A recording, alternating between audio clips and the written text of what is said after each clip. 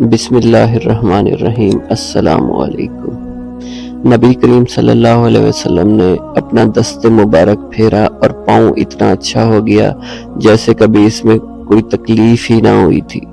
رسول کریم صلی اللہ علیہ وسلم نے ابو رافع یہودی کے قتل کے لیے چند انصاری صحابہ کو بھیجا اور عبداللہ بن عتیق رضی اللہ عنہ کو ان کا امیر بنایا۔ یہ ابو رافع نبی کریم صلی اللہ علیہ وسلم کو ایذا دیا کرتا تھا اور آپ کے دشمنوں کی مدد کیا کرتا تھا۔ حجاز میں اس کا ایک قلعہ تھا اور وہیں وہ رہا کرتا تھا۔ جب اس کے قلعہ کے قریب یہ پہنچے تو سورج غریب ہو چکا تھا اور لوگ اپنے مویشی لے کر اپنے گھروں کو واپس ہو چکے تھے۔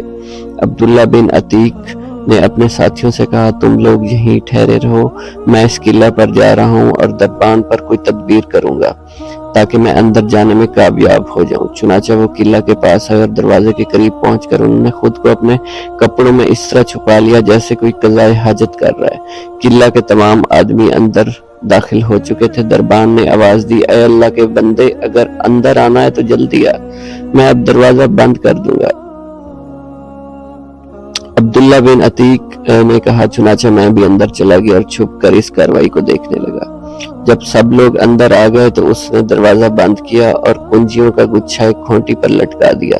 انہوں نے بیان کیا کہ اب میں ان کنجیوں کی طرف بڑھا اور میں نے انہیں لے لیا۔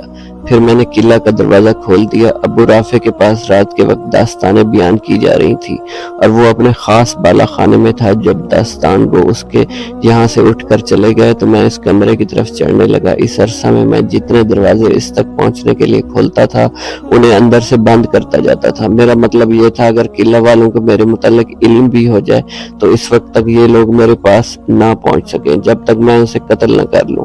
آخر میں اس کے قریب پہنچ گیا۔ اس وقت وہ ایک تاریک کمرے میں اپنے بال بچوں کے ساتھ سو رہا تھا۔ مجھے کچھ اندازہ نہیں ہو سکا وہ کہاں ہے، اس لیے میں نے آواز دی، یا ابا رافع۔ وہ بولا، کون ہے؟ اب میں نے آواز کی طرف بڑھ کر تلوار کی ایک ضرب لگائی۔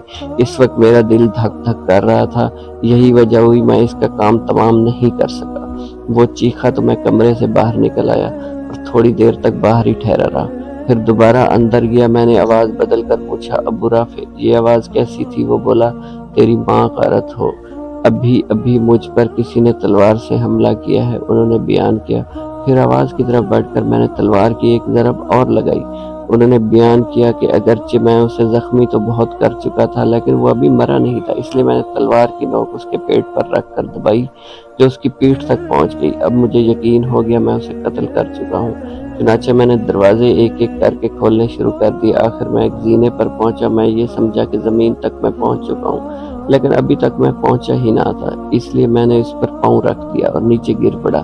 چاندنی رات تھی، اس طرح گر پڑنے سے میری پنڈلی ٹوٹ گئی۔ میں نے اسے اپنے امامہ سے باندھ لیا اور آ کر دروازے پر بیٹھ گیا۔ میں نے یہ ارادہ کر لیا تھا یہاں سے اس وقت تک نہیں جاؤں گا جب تک یہ معلوم نہ کر لوں کہ آیا اسے قتل کر چکا ہوں یا نہیں۔ جب مرغ نے آواز دی تو اس وقت قلعہ کی فصیل پر ایک پکارنے والے نے کھڑے ہو کر پکارا کہ میں اہل حجاز کے تاجر ابو رافع کی موت کا اعلان کرتا ہوں۔ میں اپنے ساتھیوں کے پاس آیا اور ان سے کہا کہ چلنے کی تیاری کرو، اللہ تعالیٰ نے ابو رافع کو قتل کرا دیا ہے۔ چنانچہ میں نبی کریم صلی اللہ علیہ وسلم کی خدمت میں حاضر ہوا، آپ کو اس کی اطلاع دی۔ نبی کریم صلی اللہ علیہ وسلم نے فرمایا کہ اپنا پاؤں پھیلاؤ۔ میں نے پاؤں پھیلایا تو آپ نے اس پر اپنا دست مبارک پھیرا اور پاؤں اتنا اچھا ہو گیا جیسے کبھی اس میں کوئی تکلیف ہوئی نہ تھی۔ سبحان اللہ۔ سٹوری اچھی لگی ہو تو میرے چینل کو سبسکرائب کرنا مت بھولیے گا۔